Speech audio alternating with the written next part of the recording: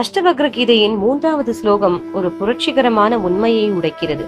அஷ்டவக்ரர் ஜனக மகாராஜாவை பார்த்து சொல்கிறார், முக்த அபிமானி முக்தோஹி பத்தோ பத்த அபிமான்யவி கிம் வதந்தி இஹ சத்யா சூக்தியா மதிம்சா கதிர் பவேத். இதன் பொருள் என்ன தெரியுமோ?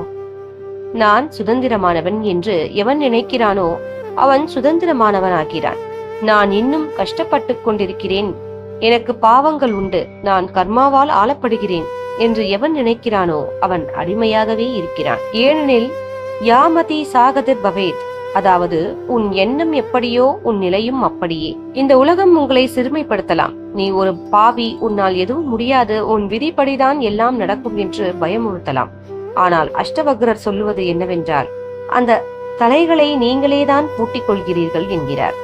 ஒரு யானையை சிறு வயதிலிருந்து ஒரு மெல்லிய கயிற்றில் கட்டி போட்டால் அது வளர்ந்து பெரிய பலம் வந்த பிறகும் நம்மால் இந்த தலைகளை உடைக்க முடியாது என்று நம்பி அங்கேயே நிற்போம்.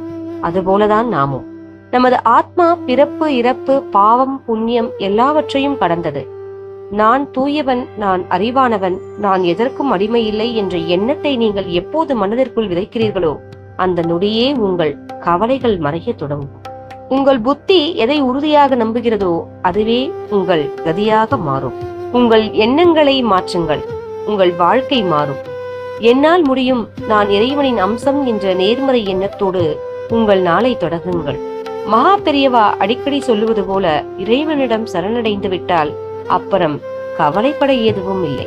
அஷ்டவக்ரரின் இந்த ஞானம் உங்கள் மனதிற்கு தெளிவை தந்திருக்கும் என்று நம்புகிறேன்.